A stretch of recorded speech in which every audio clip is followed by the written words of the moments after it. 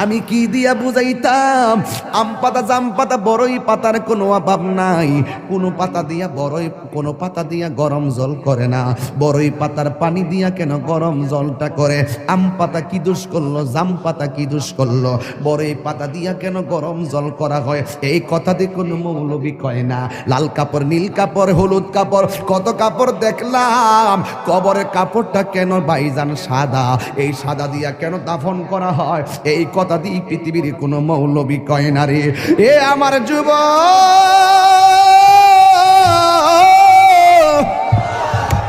কি দিয়া বুঝাবো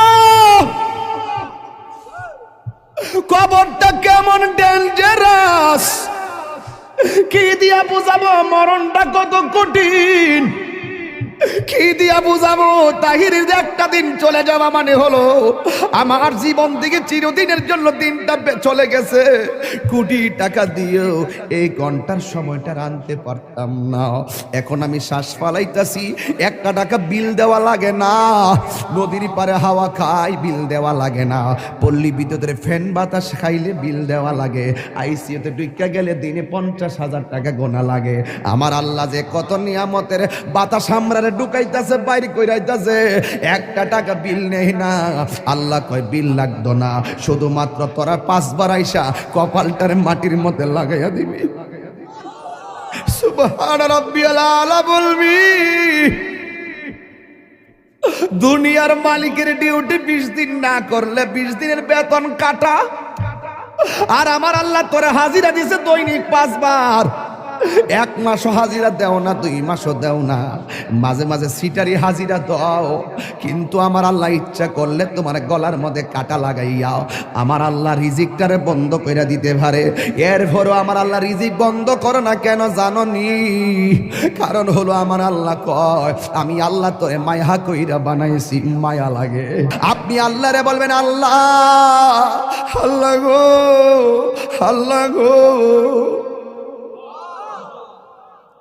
এই দুনিয়ায় বিপদে পড়লে কত মানুষ তোরে সহযোগিতা করে, কিন্তু হাসরের ময়দানে কেউ কাউকে চাইবে না। আমার আল্লাহ জবানটারে বন্ধ কইরা আল্লাহ ওই হাতের সাক্ষী হাত দিবে, পায়ের সাক্ষী পা দিবে। কিছু কিছু মানুষ আমল নামা নেওয়ার জন্য পাগল হয়ে যাবে। আল্লাহ এই আযাব আর সহ্য হয় না, তাড়াতাড়ি ওই তো জান্নাত দাও নাইলে জাহান্নাম দাও, তাড়াতাড়ি আমরা আমল নামা দাও। আল্লাহ বলবে ও ফেরেশতা, এ যখন তাড়াতাড়ি করে তার হাতটারে পেটের ভিতরে ঢুকাই দে। এবার বাম হাতটার পেটের ভিতরে ঢুকাইয়া এই হাতটারে পিছন দিক দিয়ে বাইর করবে। ওই বান্দা বলবে আল্লাহ তোমার কাছে আমল নামা চাইছি, তুমি কেন হাতটার পেটের ভিতরে এত কষ্ট করে ঢুকাইয়া দিলা? আমার তো নারী বুড়ি সিরা গেছে, এই হাতটারে পিছন দিক দিয়ে বাইর করলা। আল্লাহ বলবে তুই না আমল নামা চাইছস, তাহলে পিছন দিক দিয়ে তাকায়া দেখ। এবার ডাক দিয়ে বলবে আল্লাহ আমি তো তাকাইতাম পারি না, পিছনে কি দিছো আমি তো দেখি না। আল্লাহ বলবে ও ফেরেশতারা, ও কি আমল নামা দেখতে চায়, গাটটারে ভাঙ্গা দে। এবার গাটটা ভাঙ্গা পিছন দিক দিয়ে ফিরাইয়া দিব, তাকায়া দেখবো তার হাতের মধ্যে জাহান্নামের টিকিট। হায় রে, অনেক মানুষ আল্লাহর কাছে হাসরের মাঠে পানি চাইব। আল্লাহরে কইব আল্লাহ পানি পান করমু, পানি। আল্লাহ বলবে নাফরমানদের জন্য জাহান্নামের নিচ থেকে পুষ তুল, পুষ তুইলা দে পানি পান করার জন্য। জাহান্নামের নিচ থেকে পুষ তুলে দেওয়া হবে, ওই পুষগুলো তারা খাইতে থাকবে, সাথে সাথে জিহ্বাটা গলে পড়ে যাবে। আবার খাবার চাইবে, জাক্কুম নামক ফল দেওয়া হবে, গলার মধ্যে যাইয়া আগুনের কুণ্ডলিপি হয়ে যাবে। এই জন্যই তো মানুষের চেহারা দিয়া কাউরে আল্লাহ দোজখে দিবে না, এই জায়গার মধ্যে পশু পাখির চেহারা লাগাইয়া দোজখে দিবে। কারণ এই চেহারাটা হলো আল্লাহর কুদরতি রহস্য। কথা বলেন ঠিক কিনা? মানুষ হলো আল্লাহর রহস্য। ও যুবক, এই মানুষই আল্লাহ দুনিয়ার দিকে নিব, কত বাহানা কইরা নেয়। ইমানদারের রূহটা যেই মাত্র নিয়ে যাবে, আল্লাহ একটা ফেরেশতারে ডাক দিয়ে বলবে ফেরেশতা জান্নাত থেকে একটা সাদা কাপড় ল। একটা সাদা কাপড় লইব, সাদা কাপড় লইয়া বলবে ইমানদারের কাছে যাও। রূহটা আজরাইলে বের করার সাথে সাথে ওই রূহটারে তুমি কাফন দিয়ে বাইন্ডিং কইরা ফেলাইবা। ও যুবক, এমন ভাবে রূহটারে বাইন্ডিং বাইন্ডিং করব, এমন ভাবে বাইন্ডিং কইরা আসমান দিকে উড়াইয়া লইয়া যাইব, দেখতেই তো বড় ভয় লাগে। এমন ভাবে বুঝি তাহিরিরে বাইন্ডিং করব, এমন ভাবে বুঝি আপনারে বাইন্ডিং করব, দেখলই তো কেমন জানে লাগে, দেখলেই তো কেমন জানে লাগে। এইভাবে বুঝি আমার বাইন্ডিং করব। আল্লাহ বলে আজরাইল, হো আজরাইল রুহুটা লো। আবার কো জান্নাতের ফেরেশতা আমার ইমানদারের রুহুটারে জান্নাতের সাদা কাপড় দিয়া বাইন্ডিং কইরা ফেলাইবি। এবার ফেরেশতা এসে বাইন্ডিং করে কইরা আসমানের দিকে একটা উড়াল মারে।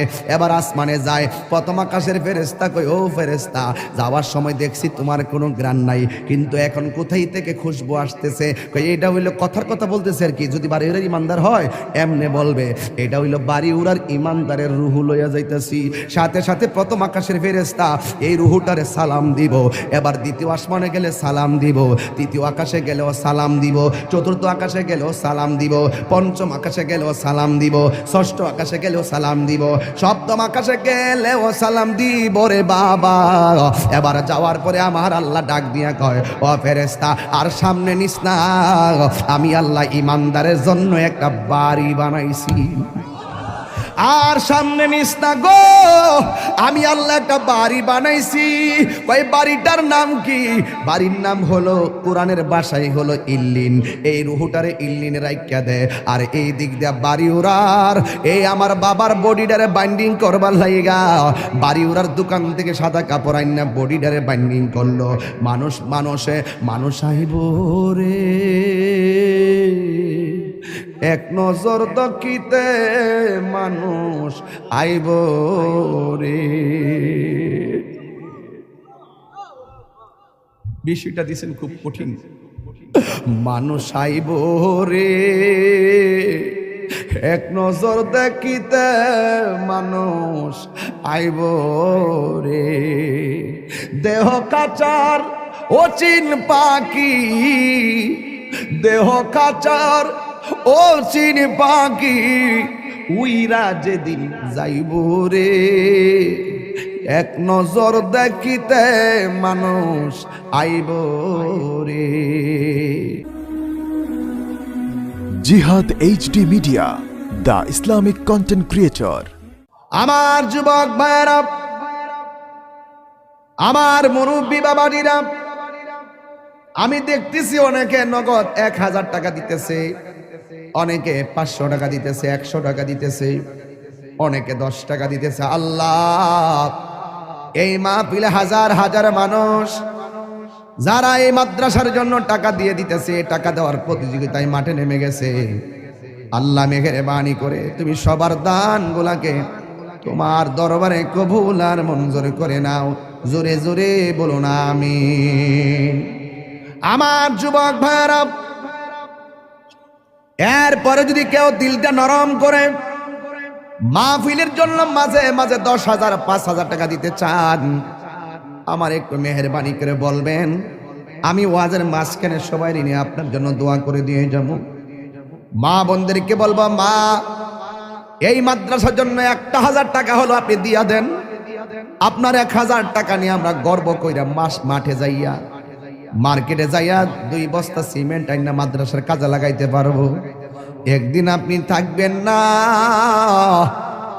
এই টাকাগুলা একদিন মিজানের পাল্লাই কথা বলবে।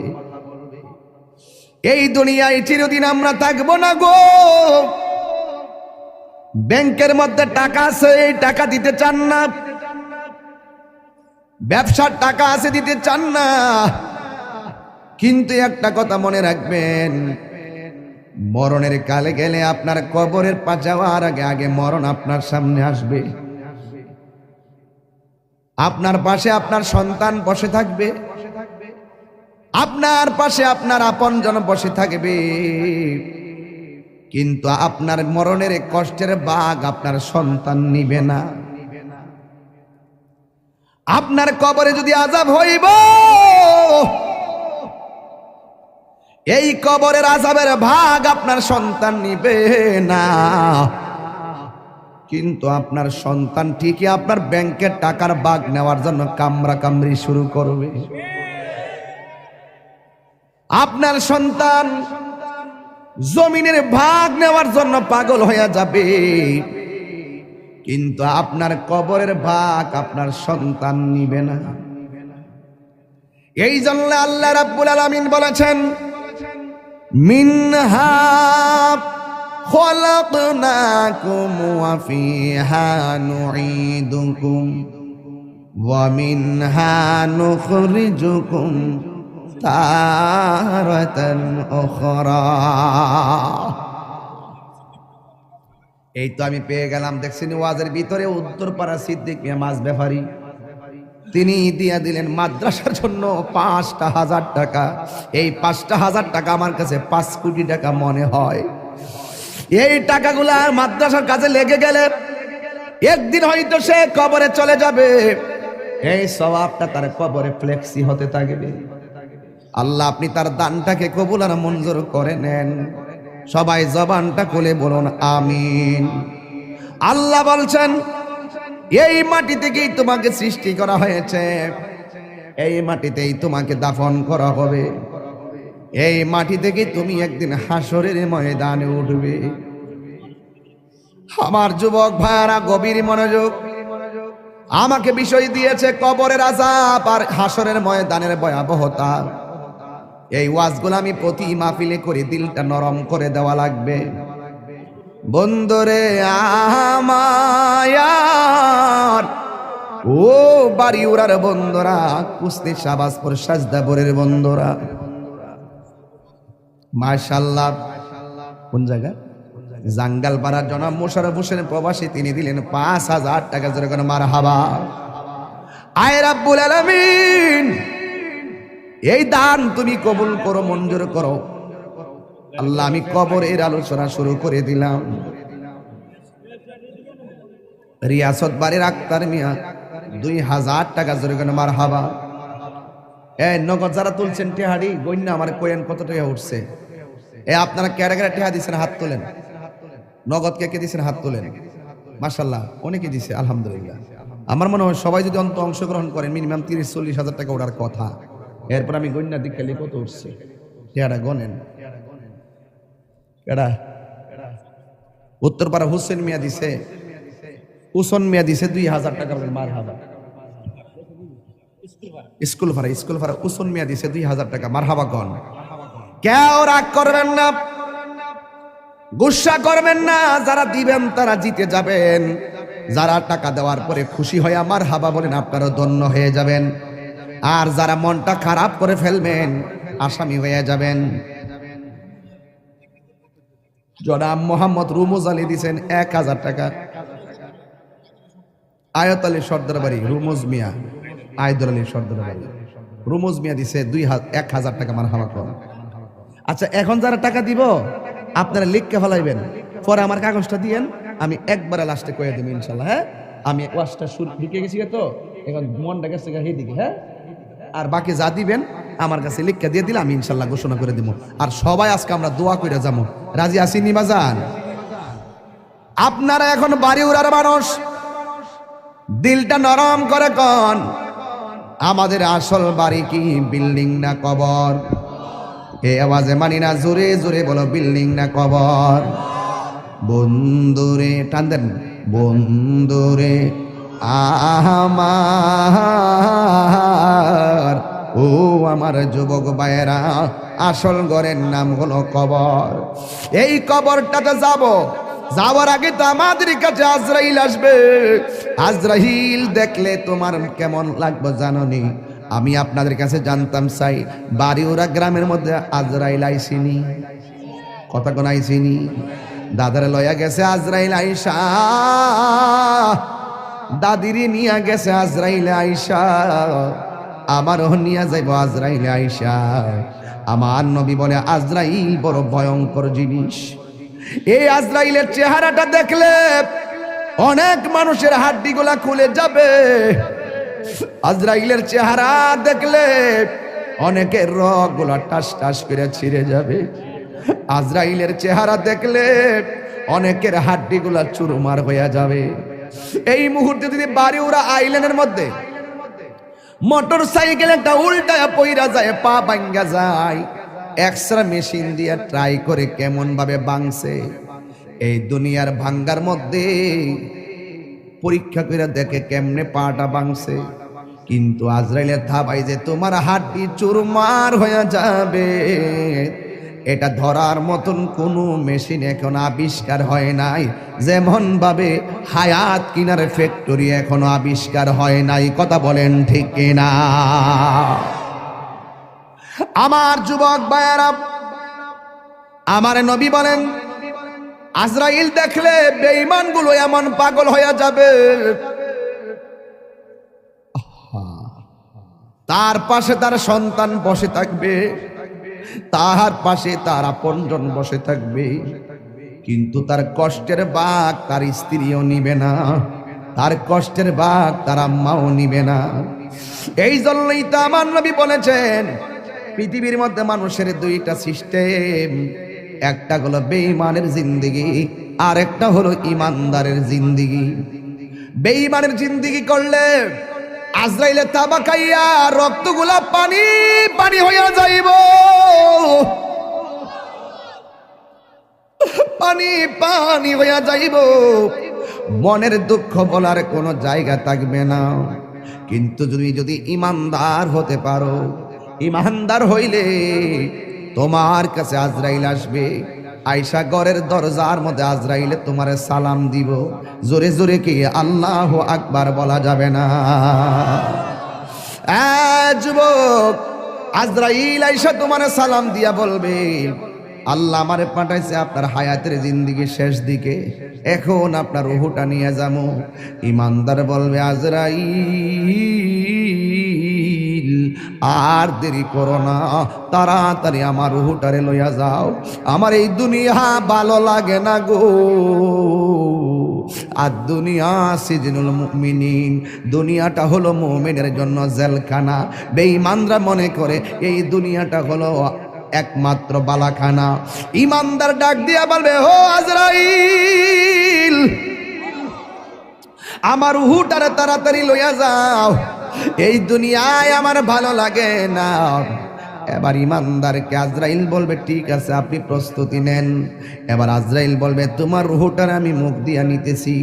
ইমানদার বলবে এই মুখ দিয়া রুহ নিতে দিব না, কারণ এই জবান দিয়ে আমি আল্লাহর জিকির করেছি, তাইলে তোমার রুহটা আমি কান দিয়া নিয়ে যাব। ইমানদার বলবে না, কান দিয়া নিতে দিব না, এই কান দিয়ে আমি আল্লাহর জিকির শুনেছি। আজরাইলে বলবে ও ইমানদার তোমার চোখ দিয়া রুহ নিয়ে যাবো।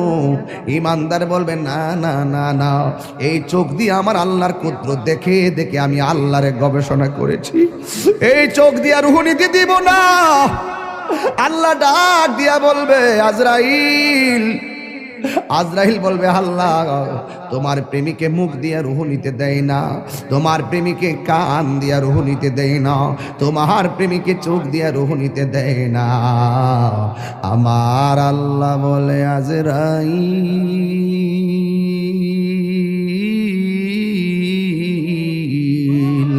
ও আজরাইল আমার বন্ধুর রুহটা যদি নিবা, আমার ইমানদার বান্দার রুহ যদি নিবা, তাইলে তোমার হাতের তালুর মধ্যে আমি আল্লাহর নামটা লেখো, আমি আল্লাহর নামটা লেখো। হাতের মধ্যে আল্লাহর নামটা লিখবো। আল্লাহর নামটা কেমন জানেননি? কয় আল্লাহর নামটা আল্লাহু লা ইলাহা ইল্লা হুয়াল হাইয়ুল কাইয়ুম। এরপর আল্লাহর শব্দটার হামজাটা বাদ দিয়ে দেন, তাকে লিল্লাহি মা ফিস সামাওয়াতি ওয়াল আরদি, লাহু লিল্লাহ শব্দের লাম বাদ দিয়ে দেন, তাকে লাহু মুলকুস সামাওয়াতি ওয়াল আরদি, লাহু শব্দের লাম বাদ দিয়ে দেন, তাকে শুধুমাত্র হুয়াল্লাহুল্লাযী লা ইলাহা ইল্লা হু।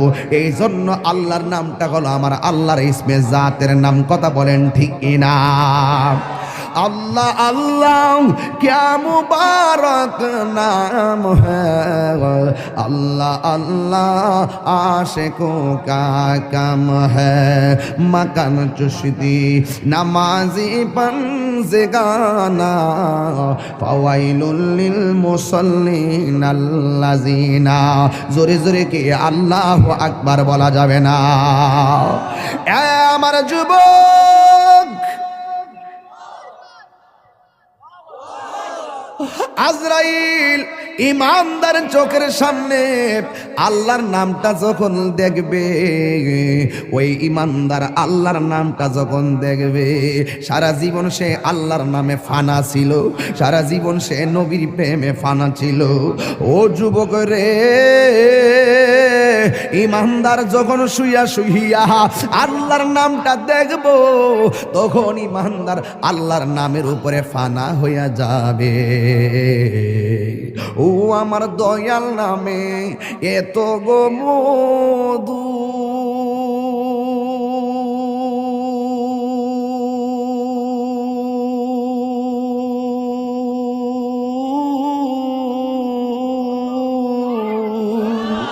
ভোরে আমরা রে কয়রাছে এ জাদু গো, ওরে দেখা দিয়া কুলে নিয়া, দেখা দিয়া কুলে নিয়া, নিবা মনের বেদনা, আমার মন হইয়াছে রে দেওয়ানা, আমার দয়াল নামে দয়াল নামে এত মধু, খাইলে মধু ফুরায় না, আমার মন গয়াসের দেওয়া।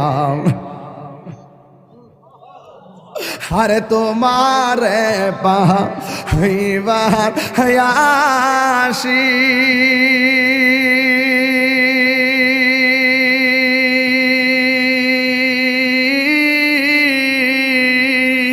ঘুরতেছি কাঙালের বেশে গো, ওরে মরণ কালে দেখা দিয়া, মরণ কালে দিয়া নিবা ইয় যাত না, আমার মন হইয়াছের দেওয়া না, দয়ালে নামে এত মধু, দয়াল নামে খাইলে মধু ফুরায় না, আমার মন গয়াসের দেওয়া না, আমার মন গয়াসের দেওয়া না।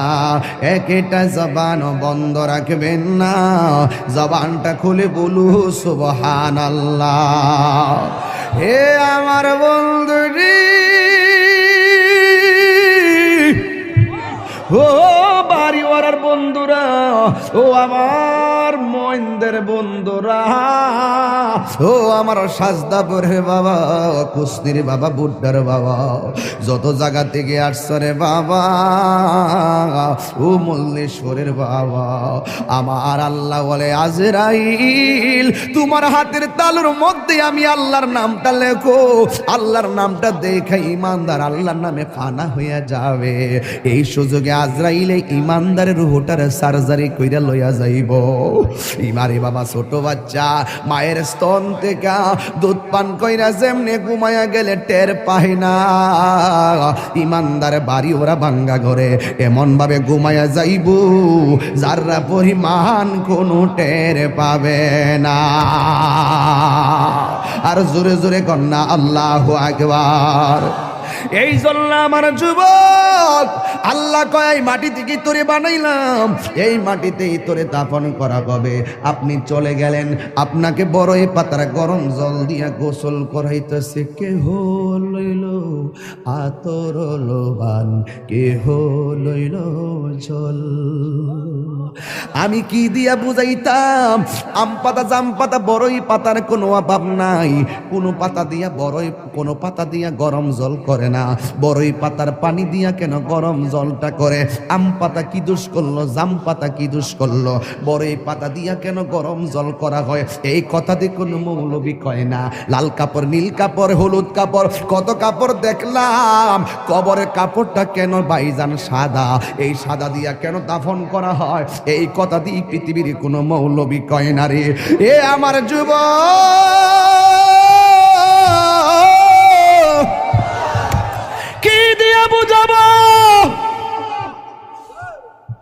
কবরটা কেমন ডেঞ্জারাস, কি দিয়া বুঝাবো মরণটা কত কঠিন, কি দিয়া বুঝাবো তাহিরের যে একটা দিন চলে যাওয়া মানে হলো আমার জীবন থেকে চিরদিনের জন্য দিনটা চলে গেছে।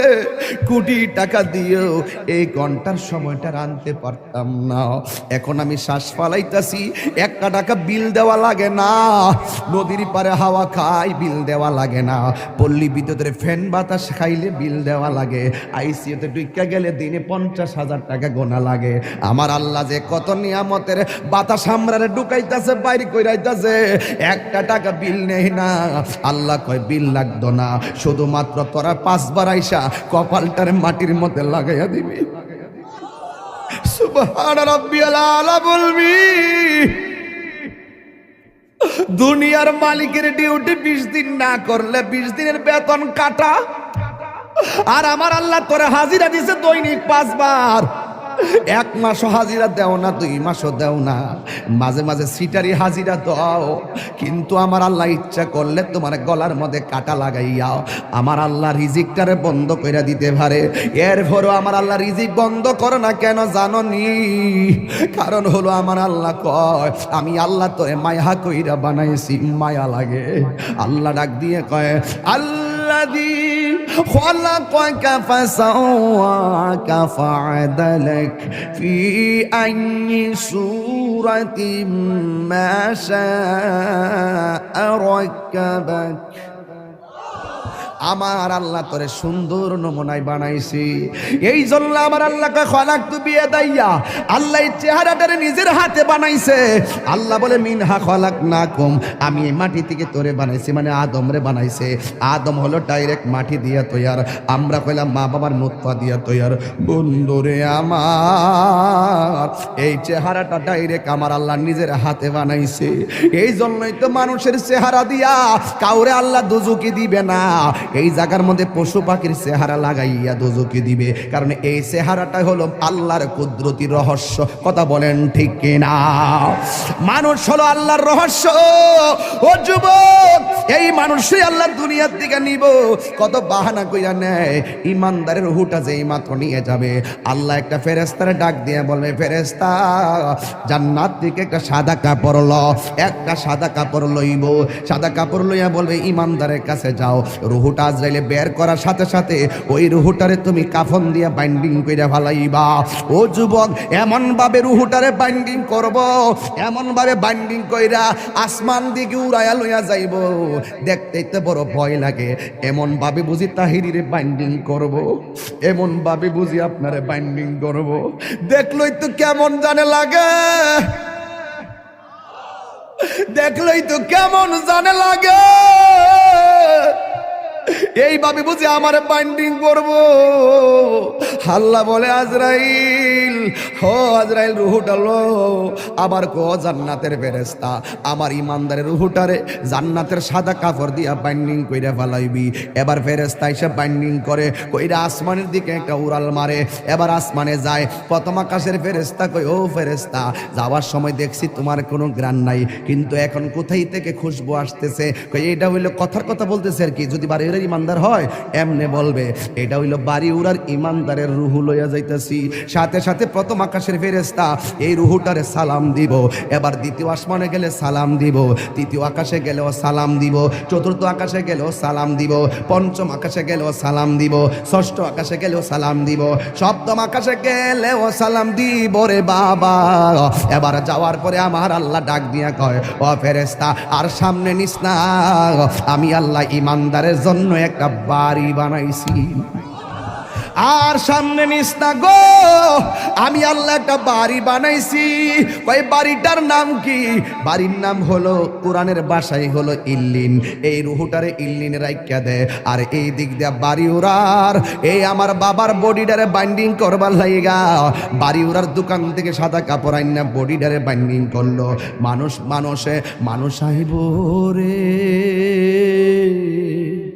এক নজর দকিতে, মানুষ আইব রে। বিষয়টা দিছেন খুব কঠিন। মানুষ আইব রে এক নজর দেখিতে মানুষ আইব রে। দেহ কাচার অচিন পাখি, দেহ কাচার অচিন পাখি, উইরা যেদিন যাইব রে। এক নজর দেখিতে মানুষ আইব রে। এইভাবে আপনার বডিটারে দেখবার লাগে কত মানুষ আইব, আয়া আয়া দৌড়ায় দৌড়ে আবার যাইব গা, কয় বাজার আছে, আমার কাজ আছে, কয়া কয়া দৌড়ায় দৌড়ে যাইব গা। কিসের তোর বন্ধু? ফেসবুকের বন্ধু।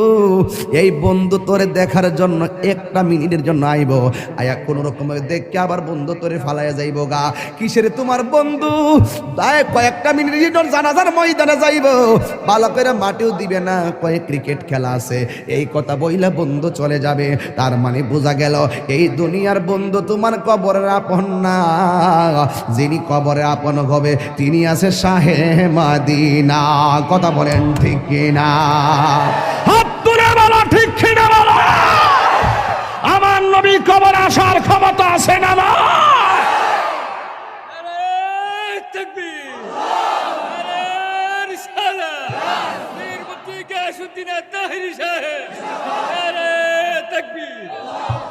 আল্লাহু আকবার বলেন।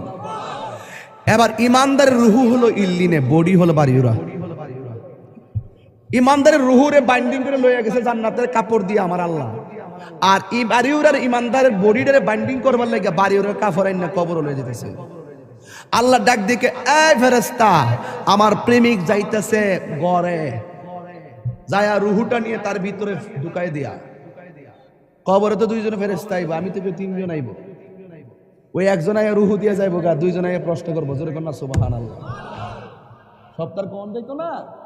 এবার ওই কবরের ভিতরে ইমানদারের প্রশ্ন করব তিনটা। কয়টা?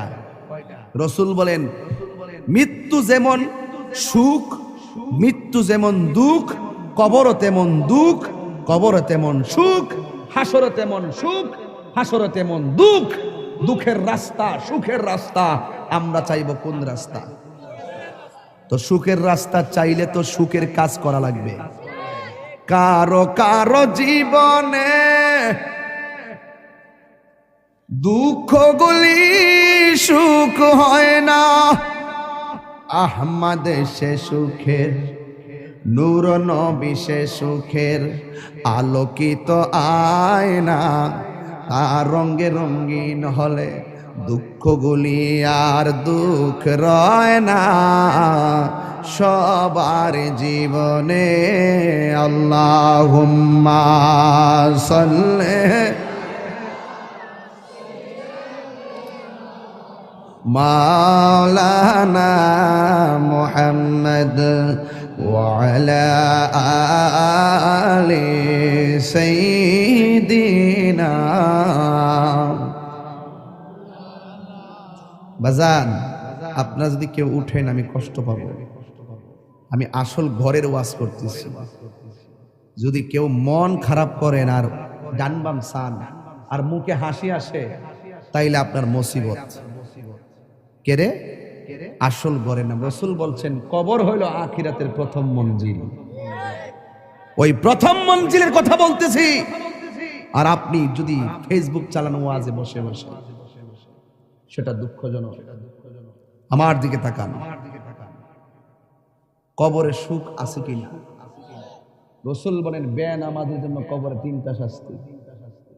আমাদের খলিল রেজা সাহেব এখানে নামাজ পড়ান, ভালো আলেম। আমার বড় কষ্ট হয়, আল্লাহ রাসূল এই কথাটাই বলছিলেন, মসজিদে যখন জামাত হয়, আমি যখন দেখি কেউ ঘরে বসা, আমার মনে চায় তার ঘরটারে আমি আগুন দিয়ে জ্বালাই দিই। আমার খুব ব্যথা লাগে যখন মসজিদে জামাত হয়, আপনি দোকানে আড্ডা দেন, মনে হয় যেন কবরে শুধু আমরাই যাবো, আপনারা যাইতেন না। রাসূল বলেন কবরে বেনামাজির জন্য তিনটা শাস্তি, লিখে রাখেন। নাম্বার 1, কবরে দেওয়ার পরে দুই পাশের মাটি দুই প্রান্তে চলে যাবে। এই ছেলে, এই বসো।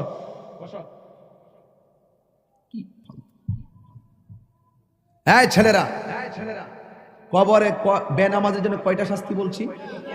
আজকে থেকে পরিপূর্ণ মাদ্রাসা থেকে একটা হেদায়েতের বার্তা নিয়ে যাও। কয়টা শাস্তি বলছি ভাই? নাম্বার 1, কবরে লাশ দেওয়ার পরে দুই পাশের মাটি দুই প্রান্তে চলে যাবে। বলবেন এটা কিভাবে সম্ভব? দুই প্রান্তের মাটি দুই প্রান্তে যাবে কিভাবে? আজরাইলে কত বড় জানেন? যার মাথায় 7 সমুদ্র 13 নদীর পানি দিলেও 1 ফোঁটা পানি জমিনে পড়বে না। যার এক মুষ্টি মাটি সমান সমান 70 মণ। এক মুষ্টি মাটি আদম রেজে বানাইছিল, এক মুষ্টি আইসা এক মুষ্টি মাটি সমান সমান 40 মতান্তরে 70 মণ। তাহলে উনি কত বড় দেহের অধিকারী? এই এত বড় আজরাইল আপনার ছোট্ট ঘরের রুমের ভিতরে ঢুকছে কেমনি? এটা যেমনি সম্ভব হিটাও সম্ভব। কথা বলেন। দুই প্রান্তে চলে যাবে। বেনামাজির জন্য কবরে 3টা শাস্তির একটা শাস্তি হলো দুই পাশের মাটিগুলো এসে তোমাকে এমন জোরে চাপা দিবে, ডান পাশের হাড্ডিগুলো বাম পাশের ভিতরে ঢুকে যাবে। বাম পাশের হাড্ডিগুলো ডান পাশের ভিতরে ঢুকে যাবে। রাসূল কি বার্তা দিয়েছে শুনেন। আল্লাহর হাবিব বলছেন ওই সময় সে একটা চিৎকার যে দিবে, এই কান্নার আওয়াজ যদি তার পরিবার পরিজন দুনিয়ার মানুষ শুনতো, তাহলে ওই মানুষটার কানের পর্দা ফেটে সাথে সাথে মারা যেত। আল্লাহ! বিকট আওয়াজ হবে। রাসূল বলেন এই আওয়াজ যদি পৃথিবীর কাহারও কানে লাগতো, তাহলে মানুষের পর্দা কানের পর্দা ফেটে মারা যেত। গরু ছাগল চতুষ্পদ জন্তু যারা, তারা কবরের আযাবের আওয়াজ শুনে। আপনি জানেন না তো, হাদিসের ভাষায় দেখেছি কবরের ভিতরে মানুষগুলা যে কান্নাকাটি করে, এত ভয়ঙ্কর হাউমাউ, ঝগড়া লাগলে বলছে না কাউ কাউ কি আওয়াজ হয়, আল্লাহ বাঁচাও, আর পারছি না, আল্লাহ তুমি বাঁচাও, আর আগুন সহ্য হয় না, সাপের দংশন সহ্য হয় না। মাঝে মাঝে দেখবেন গরু ছাগলগুলো ঘাস খায়, হুট করে দাঁড়ায় থাকে, হুট করে রশি ছিঁড়ে দূর মারে। কেন? ওরা কবরে আযাবের কান্নাকাটির আওয়াজ শুনে। এই কাউ মাউ যদি দুনিয়ার মানুষ শুনতো, রাসূলকে জিজ্ঞেস করে, রাসূল চতুষ্পদ জন্তু কথা বলতে পারে না, তারা কবরে আওয়াজ শুনে, মানুষ কেন শুনে না? রাসূল উত্তর দিলেন, মানুষ যদি কবরে আযাব শুনতো, তাইলে মানুষ দিন দরদ ছাইরা দিয়া মানুষ পাগল হইয়া হার্ট ফিল হইয়া মারা যেত। গভীর মনোযোগ। কবরের আলোচনা করতে বলেছেন, তাই সাইড লড়ব না। মাটি তোমাকে এমন ভাবে চাপা দিবে, কোটিপতি হইয়া কবরে দোহাই দিলে চলবে না আমি কোটিপতি ছিলাম। এই কবরের মাটি তোমাকে মাটির সঙ্গে মিশাবে, কিন্তু মরণ হবে না। আপনি আল্লাহকে বলবেন, আল্লাহ আর সহ্য হয় না, একবারে আমরা মাইরা ফালাও, হাড্ডিগুলো গোড়া হয়ে গেছে, আর সহ্য হয় না গো মালিক। এই হলো বেনামাজির কবরের মাটির আযাব। এখন বলবেন মাটি কেন চাপা দিব, তার রহস্য কি শুনে যান। এই মাটির উপরে চইল আল্লাহ কয় মিনহা খলাকনাকুম, এই মাটি দিয়ে তোমাকে সৃজন করা হয়েছে, ওয়া ফিহা নুঈদুকুম, এই মাটিতেই তোমাকে দাফন করা হবে। মাটি কেন চাপা দিবে জানোনি? এই মাটির উপরে চলে চলে তুমি আল্লাহর সঙ্গে নাফরমানি করেছো, এই জন্য মাটি তোমাকে চাপা দিয়ে মাটি প্রতিশোধ নিবে। এই জন্য যুবক, রাত্রে গুনাহ করতে গেলে খেয়াল কইরো কবর আযাবের কথা, উপেনে গুনাহ করতে গেলে আল্লাহর কথা চিন্তা কইরো। কেউ জানে না, একজন জানে সব কথা, জবানটা খুলে বলুন তিনি কে। বেনামাজির জন্য প্রথম শাস্তি হলো কবরের মাটির চাপ। এখন বলবেন হুজুর 2 নম্বর শাস্তি কি? 2 নম্বর শাস্তি হলো কবরে দেওয়ার পরে জাহান্নামের আগুনের একটা উত্তাপ দেওয়া হবে। এই উত্তাপটা দুনিয়ার আগুনের 70 গুণ বেশি তাপ হবে।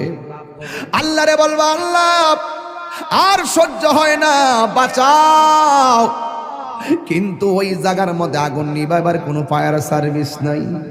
এই মুহূর্তে তাহিরের উপরে যদি আক্রমণ আসে, কিছু লোক হলেও আপনারা আমার পক্ষে কথা বলবেন।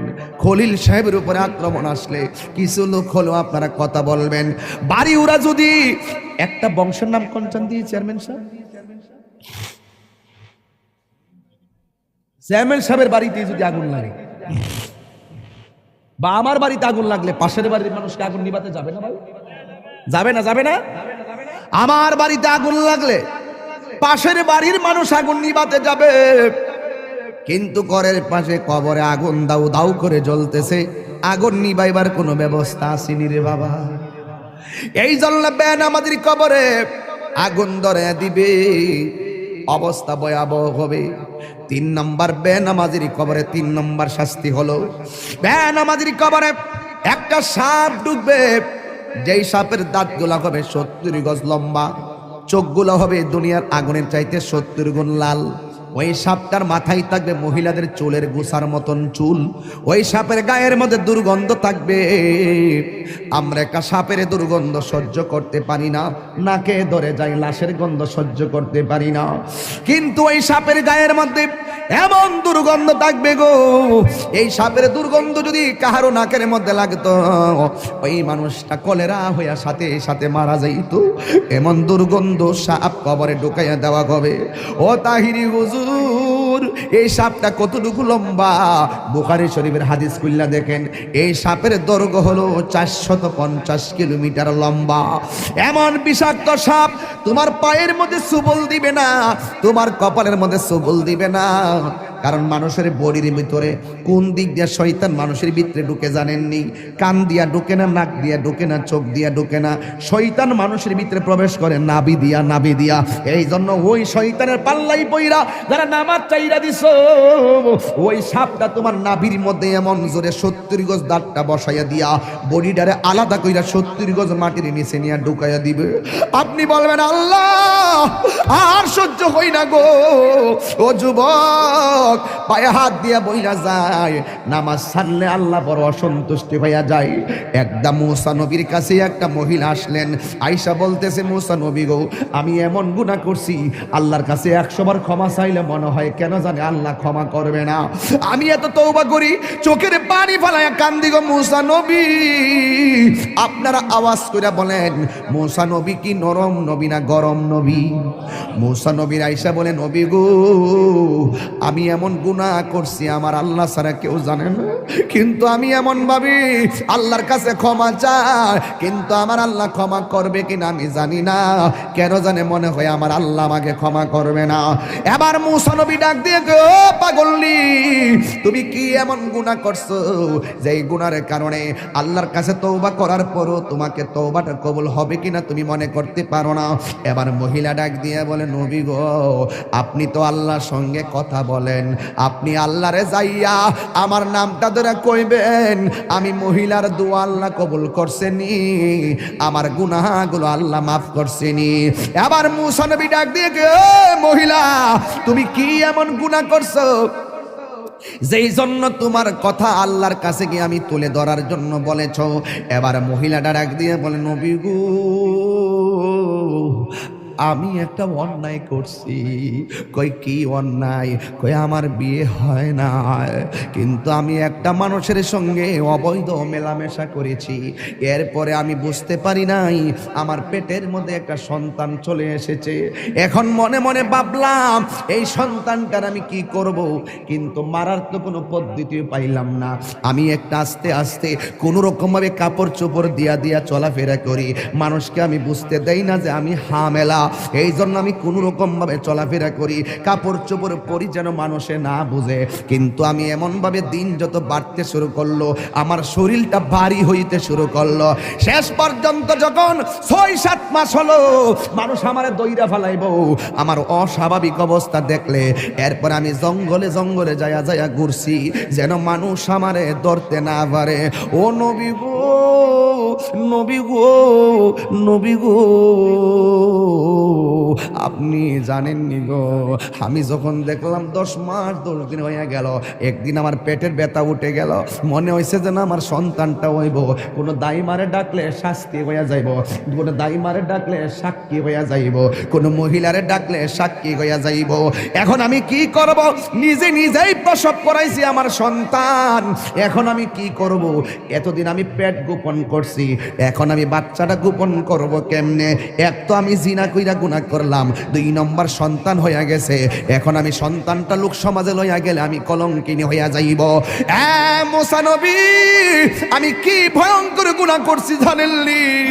আমি জঙ্গলার ভিতরে বাচ্চাটা হওয়ার পরে জিন্দা সুন্দর একটা ফুটফুটে বাচ্চা, এই বাচ্চাটার আমি গলার চিপ দিয়া মাইরা ফেলাইছি। এই জন্য আমি জিনা কইরা গুনাহ করছি, এক অপরাধ। আমার পেটের মধ্যে বাচ্চা নিছি, আরেক অপরাধ।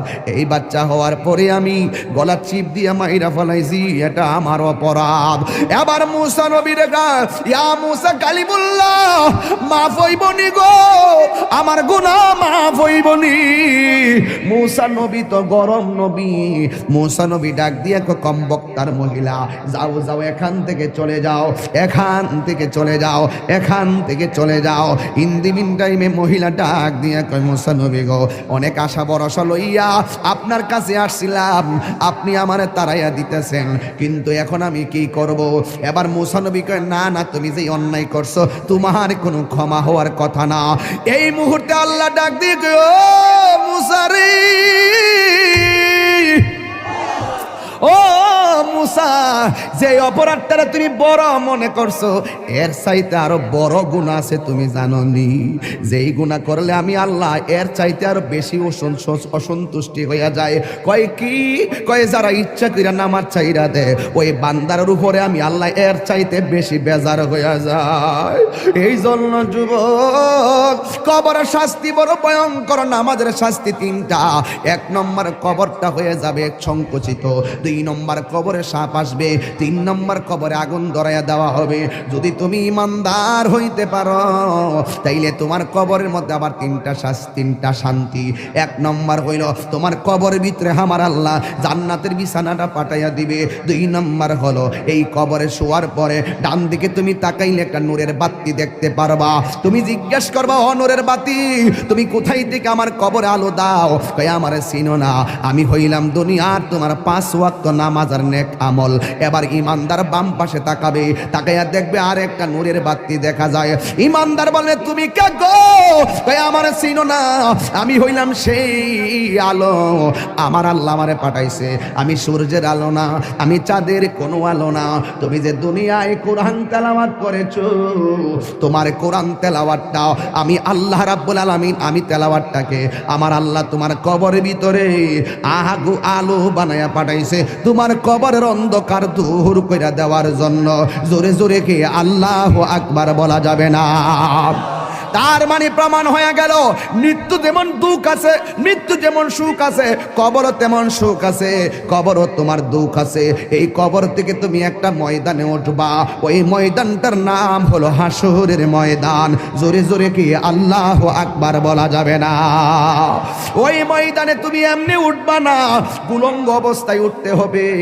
আয়েশা সিদ্দিকা ডাক দিয়ে কয়, ইয়া রাসূলুল্লাহ, একটা আওয়াজ দিবেন যে আওয়াজটা মাহফিল আজকে হয় নাই। ইয়া রাসূল আল্লাহ নবী গো,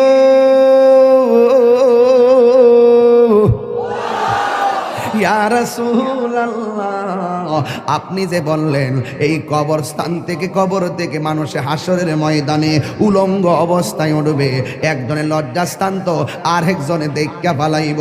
ইয়া রাসূলুল্লাহ নবী, একজনে লজ্জাস্থান তো আরেকজন দেখা পালাইব। আমার নবী বলে, আয়েশা, ও আয়েশা রে, একজন আরেকজনে লজ্জাস্থান দেখবো তো দূরের কথা, কবর থেকে ওঠার সময় গাছটা ভাঙ্গে হাসরের ময়দানে উঠবো, 8 বিঘা উপরে সূর্য থাকবো, কেউ কাহার দিকে তাকাইতে পারবে না। বন্ধুরে আমার, ও বাড়ি ওনার বাবারা, ওই হাসরের ময়দানে আমার নবী বলেন, এই পৃথিবীতে একজন পয়গম্বর এই হাসরের ময়দানে সর্বপ্রথম জান্নাতি কাপড় পরে উঠবে, ওই তিনির নাম হলো রাহমাতাল লিল আলামিন। আর জোরে জোরে কন্যা আল্লাহু আকবার। এই জন্য যুবক ভাইয়েরা আমার, আল্লাহ রাব্বুল আলামিন কুরআনুল কারীমের মধ্যে সুন্দর করে ইরশাদ করেছেন, কুল্লু মান আলাইহা ফান, এই পৃথিবী সব ধ্বংস হয়ে যাবে। ওয়াজহু রাব্বিকা যুল জালালি ওয়াল ইকরাম, যিনি ছিলেন তিনি আছেন তিনি থাকবেন, সেই মনিবের নাম আল্লাহ। তিনি হাসরের ময়দানে বলবেন লিমানিল মুলকুল ইয়াউম, আজকে রাজত্ব কার? ওই দিন আমার আল্লাহ রাজত্ব প্রকাশ পাবে ভালো কইরাই। ওই দিন আমার আল্লাহ দুইটা রং ধারণ করবে, একটা রং হলো কাহার, আর একটা হলো রহিম। কাহার যখন হবে আল্লাহর সামনে আদম নবী কথা বলতে পারবে না, ইব্রাহিম নবী কথা বলতে পারবে না, কিন্তু আমার আল্লাহ কাহার হবে। হাসরের ময়দানে মানুষ আল্লাহর কাছে বড় পেরেশানি দেখাবে, আল্লাহর ডাক দিয়ে বলবে আল্লাহ, ও আল্লাহ, আজকের দিন কোন দিন? কারণ আমার নবী বলেছেন হাসরের ময়দানে কেউ থাকবে গিরা পানিতে, কেউ থাকবে হাঁটু পানিতে, কেউ থাকবে কোমর পানিতে, কেউ থাকবে গিরা পানিতে। এই পানিগুলা কিন্তু মেঘনা নদীর পানি না, এই পানিগুলা হলো নিজের গামের পানি। যার গুনাহ যেমন তার শরীরতে ঘাম ঝরবে তেমন। এই গরম পানি কেমন জানেননি? দুনিয়ার আগুনের চাইতে 70 গুণ গরম থাকবে সেই পানি।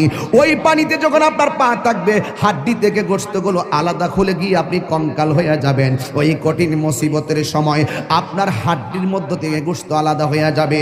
আপনি আল্লাহরে বলবেন আল্লাহ, আল্লাহ গো, আল্লাহ গো, এই দুনিয়ায় বিপদে পড়লে কত মানুষ তোরে সহযোগিতা করে, কিন্তু হাসরের ময়দানে কেউ কাউকে চাইবে না। আমার আল্লাহ জবানটারে বন্ধ করে আল্লাহ ওই হাতের সাক্ষী হাত দিবে, পায়ের সাক্ষী পা দিবে। কিছু কিছু মানুষ আমল নামা নেওয়ার জন্য পাগল হয়ে যাবে। আল্লাহ, এই আযাব আর সহ্য হয় না, তাড়াতাড়ি ওই তো জান্নাত দাও নাইলে জাহান্নাম দাও, তাড়াতাড়ি আমরা আমল নামা দাও। আল্লাহ বলবে ও ফেরেশতা, এ যখন তাড়াতাড়ি করে তার হাতটারে পেটের ভিতরে ঢুকাই দে। এবার বাম হাতটার পেটের ভিতরে ঢুকাইয়া এই হাতটারে পিছন দিক দিয়ে বাইর করবে। ওই বান্দা বলবে আল্লাহ, তোমার কাছে আমল নামা চাইছি, তুমি কেন হাতটার পেটের ভিতরে এত কষ্ট করে ঢুকাইয়া দিলা? আমার তো নারী বুড়ি সিরা গেছে, এই হাতটারে পিছন দিক দিয়ে বাইর করলা। আল্লাহ বলবে তুই না আমল নামা চাইছস, তাহলে পিছন দিক দিয়ে তাকায়া দেখ। এবার ডাক দিয়ে বলবে আল্লাহ, আমি তো তাকাইতাম পারি না, পিছনে কি দিছো আমি তো দেখি না।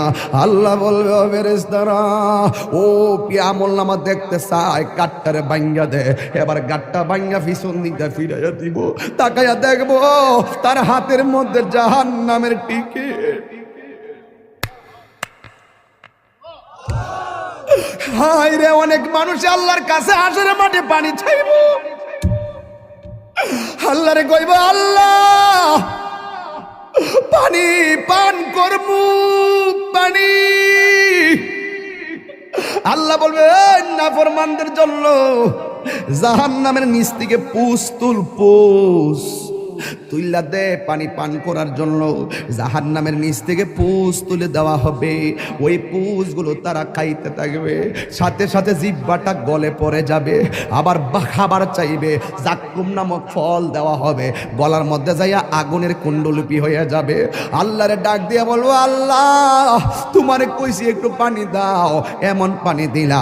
আবার কিছু বান্দা বলবে আল্লাহ আমার আরো পানি দাও। আল্লাহ বলবে এই বান্দাগুলারে ওই পানিটা পান করাইয়া দে, যে এই পানি এক ফোঁটা পান করলে জীবনেও আর পানি তৃষ্ণা লাগবে না। এবার তাদেরকে হাউজে কাউসারে পানি পান করানো হবে। ওই বান্দারা বলবে আল্লাহ আমরা তোমার বান্দা, তারাও তোমার বান্দা, তারাও তুমি আমরা তোমার রব জানি, তারাও তোমার রব জানছে। আল্লাহ আমরা পাইলাম জাহান্নামের পুজোরে পানি, ওরা কেন পাইলো হাউজে কাউসারের পানি? আল্লাহ বলবে ওরা কারা জানোসনি? এরা হইল আমার ওই সমস্ত বান্দা যারা দুনিয়ায় সেহরির টাইমে সেহরি খাইছে, সারাটা দিন গলাটা শুকাইয়া গেছে, এরপরও পানি পান করে নাই। দুপুর বেলা পেটের ক্ষুধা চৌচির হইয়া গেছি, এরপর পানি পান করে নাই, ভাত খায় না। এরা হলো আমার রোজাদার বান্দা, এরা আমার সন্তুষ্টির জন্য খাবার বিলাইয়া দিছে, এরপরও খাবার খায় নাই। এদেরকে আমি আল্লাহ হাউজে কাউসারের পানি পান করাইতেছি। এই জন্য যুবক আমার হাসরের ময়দানে দুইটা সুখ, দুইটা দিক আছে, একটা হলো সুখের আর একটা হলো দুঃখের। তুমি আমি সবাই হাসরের ময়দানে কাঁদবো। কিছু কিছু ছেলেরা, কিছু কিছু মানুষ তাকাইয়া দেখবে হাসরের ময়দানে ময়দানে কিছু কিছু মানুষের গায়ের মধ্যে আগুনের শিকল লাগানো হবে। নবী ডাক দিয়া বলবে, আল্লাহ এই সমস্ত বান্দাগুলোকে, আল্লাহ বলবে এরা কারা জানেননি? যারা দুনিয়াতে মা বাবার মনে কষ্ট দিয়েছে, এইগুলা হলো সেই সমস্ত বান্দা। ও আমার যুবকের দল, মনে করতেছ মা বাপরে কষ্ট দিয়া বুঝি তোমরা বুঝি কবরে যায়া সুখ পাইবা, মা বাপরে দুঃখ দিয়া বুঝি কবরে যায়া সুখ পাইবা? না রে না, হাসরের ময়দানে ওই মা বাবার যারা কষ্ট দিব তাদের গায়ের মধ্যে আগুনের শিকল লাগাইয়া দিব। এই লাগাইয়া দেওয়ার কারণে হাড্ডিগুলা মজ্জা পর্যন্ত ঢুকে যাবে। এই জন্য বাড়ি উড়ার বাবা, আমার পূর্বের আলোচক এই দিকে খেয়াল করে কথা বইলা গেছে। এরপর হাসরের ময়দানে চিত্র তুলে ধরলাম, সবার মুখের মধ্যে শুধু নাফসি নাফসি থাকবে, শুধুমাত্র নাফসি নাফসি। আদম নবী বলবে নাফসি নাফসি, ঈসা নবী বলবে নাফসি নাফসি, ইব্রাহিম নবী বলবে নাফসি নাফসি, সব নাফসি নাফসি। যুবক, ওই কঠিন মুসিবতে আল্লাহর ছায়া বিনে কোনো ছায়া থাকবে না। ওই কঠিন মুসিবতে আমার আল্লাহ 7 শ্রেণীর মানুষকে আর সে আজিমের নিচে ছায়া দান করবে। জবানটা খুললা কন্যা, কয় শ্রেণীর লোক? 7 শ্রেণীর মানুষকে আল্লাহ রাব্বুল আলামিন আরশে আজিমের নিচে ছায়া দান করবে। 1 নম্বর হলো যারা ন্যায় বিচারক, 2 নম্বর হলো যৌবনে যার ইবাদত বেশি, 3 নম্বরে মসজিদ নামাজ আর জিকির যার বেশি, 4 নম্বরে যারা আল্লাহর ভয়ে কান্না করে, 5 নম্বরে যারা দান করে, 6 নম্বরে যারা আল্লাহর জন্যই কাউরে ভালোবাসে, 7 নম্বরে হলো তাদের সামনে গুনাহ আসছে কিন্তু আল্লাহর ডরে তারা গুনাহ করে নাই। যেমন তোমার আমি একটা বাবা ট্যাবলেট দিলাম, তুমি বলবা হুজুর আমি খাইতাম না, এটা খাইলে আমার আল্লাহ আমার আমল নামায় গুনাহ লিখবো। তোমাকে আমি বললাম এই মেয়েটার তুমি ভোগ করো, তুমি বললা না হুজুর সুযোগ আছে, এরপর আমি ভোগ করব না। কেন? আমার আল্লাহ আমারে গুনাহ দিব। আমার রাসূল বলেন যার চোখের সামনে গুনাহ 100% করার সুযোগ আছে, এরপর আল্লাহর ডরে গুনাহ করে না, এই সমস্ত বান্দাদের জন্য যেমন 1-3টা বন্ধু রাস্তা দিয়ে রওনা দিছে, হঠাৎ করে একটা গুহার ভিতরে ঢুকলো, মুখের মধ্যে একটা পাথর পড়ে গেছে, এই পাথরটার লড়াচড়া করে না। এবার বন্ধু 3 জন ভিতরে আটকা পড়ে গেছে, এই পাথরটা সরাইতেও পারে না। বন্ধুরে আমার, ও বাড়ি ওনার কষ্ট হচ্ছে আপনাদের? একটু জবানটা খুললে কেন আল্লাহু আকবার। বন্ধু কয়জন? আরো জোরে। কিসের ভিতরে আটকা পড়ছে? আহা, আমি তাহিরি আপনাদেরকে যা বলতেছি হেদায়েতের লক্ষ্যে ওয়াজ করতেছি। যদি মনে করেন যে আমি উড়াইল্লা ওয়াজ করতেছি, ভুল হবে। আমার ওই অনেকগুলো আয়াত, আমি আয়াত পড়বো মাঝখান দা, তো আয়াত যে ফেরত ওয়াজ করবো, এই ওয়াজ করাও তো আমার পক্ষে সম্ভব হইতে পারতেছে না। অনেকগুলো আয়াত আসছে যেগুলো নিয়ে আমি কথা বলার এখন পসিবল হচ্ছে না, সময়ও খুব বেঁধে দেওয়া সময়। তবে একটি কথা বলতে চাই, ওই গুহার ভিতরে যখন 3 জন ঢুকলো, ঢুকার পরে বলতেছে এখন কি করব, পাথর তো সরাতে পারি না, কি করব এখন? পাথরের ফাঁক নাই যে এই ফাঁক দিয়ে আমি কাউকে ডাক দিব, কেউ আসে আমাকে বাঁচাবে। আবার যদি কেউ ডাক দিতে না পারি, পাথর যদি সরাতে না পারি, তাহলে এটার ভিতরে আমাকে না খেয়ে মরতে হবে।